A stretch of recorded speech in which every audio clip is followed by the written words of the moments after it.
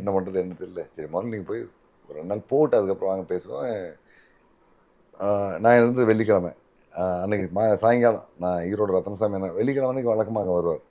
ரத்னசாமி கடைக்கு போகிற வேலை இந்த வாரம் போகல. இந்த வாரம் திங்கக்கிழமை வருவேன். நீங்கள் அங்கேருந்து எங்களோட நம்ம பார்ப்போம். வேலை முடிஞ்சில்ல அப்படின்ட்டு அப்புறம் அதிகப்படியாக அதாவது என்ன நடந்தது எப்படி போனீங்க அதெல்லாம் அவர் கேட்கல.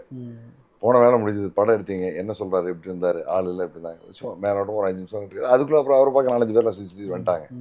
சரி நீ கிளம்புங்க அப்படின்னா நான் கிளம்புங்கன்னான்ட்டு சொல்லிட்டு கிளம்புனா 10:30 மணிக்கெல்லாம் மேட்டூர் வந்துடுறோம். மேட்டூர் வந்துட்டு ஈரோடு போயிட்டு ஈரோடு போனோன்னே நல்ல ஒரு குளியல் போட்டு தூங்கணும். அதெல்லாம் பொருளெல்லாம் எங்கே போயிடுச்சுன்னா அவங்க காலேஜ் ஸ்டூடெண்ட் அவங்க அப்பா வீட்டில் ஆளை காணுன்னு கடைக்கு வந்துட்டார்.